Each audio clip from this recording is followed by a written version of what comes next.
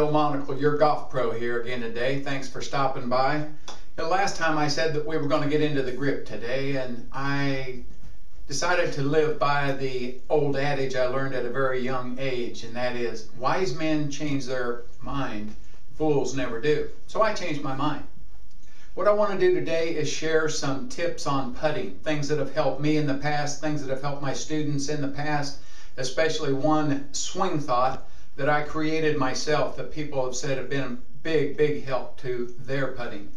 And as you know, putting is all about line and speed. You've got to pick the proper line. I can't really make you a better green reader and help you that way. There are some training aids out there that will give you a better idea of just what's going on with the slope of the green.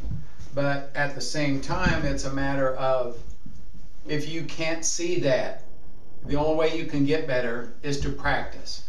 So with that in mind, once you pick a line and you pick a speed, well, how do you pick speed? Practice. If you don't know how a ball rolls down the hill or how slow it will get going up the hill, there's no way that I can teach you that. That is practice. That's the only way to really improve is practice. But once you pick that line and you decide how hard to hit it, then commit to it. Because I have seen more people miss putts. I have missed more putts by not committing to the stroke. Once you pick a line, pick a speed, commit to it. You've done the best you can do by making your best guess. Okay, so that's one way to help. Just commit to whatever you choose.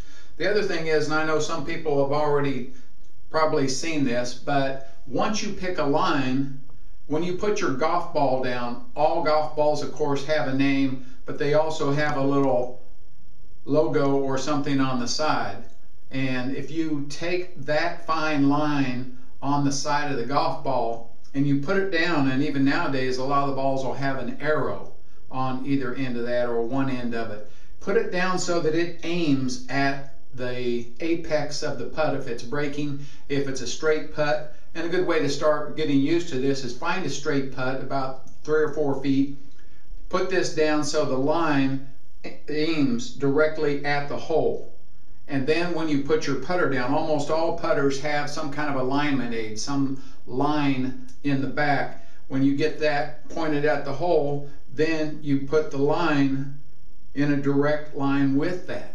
That way you know you have the putter lined up at 90 degrees. So if all we're looking to do is take that putter straight back and straight through, you're able to already have your line. You just have to get your speed. So that's one thing that I really think helps. Another thing is, when you take your stance, just be nice and comfortable. They say just rock your shoulders back and forth, back and forth. You can see, you don't really need to see my putter head. You know, you can practice yourself just doing this. No body movement, no head movement, just rock, rock. So another thing you want to do is have your eyes pretty well over your target line or over your ball, maybe over the back of the ball. A little bit of practice with that will help you a lot too. One way to check that is to take your stance with the ball in place and then take a golf ball and put it right between your eyes and let go of it and see where it lands. Does it hit the ball right on top? Does it hit the back of it? It definitely helps to know that you are setting up correctly that way. So those things will help with alignment. When it comes to being able to produce the same stroke each time, like I say, if you look at the triangle form between the arms and the shoulders and you just rock the shoulders, another tip that helped me was to think about my forearms controlling the stroke. Another visual is to imagine this is a big pencil with a point on this end. You know your target line. You've got the ball set up with that label so that you can have your line correct. Just imagine taking that pencil and drawing that line straight through the ball so that you're getting the ball started on line. A little bit of practice with that. So forearms control the stroke, helps keep the hands out of it.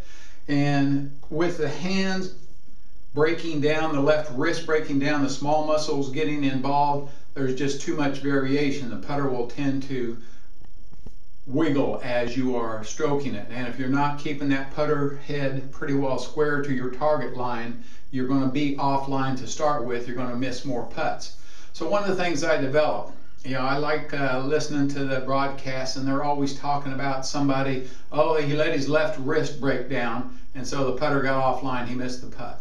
And they said Jack Nicklaus would have won a lot more tournaments if he had been able to keep his head still. One of the things about Jack is he really bent over a lot, so that when he moved his head, his body was coming up out of it. And so there are a number of players that have missed putts, and they say, oh, his head came up. He came up too early.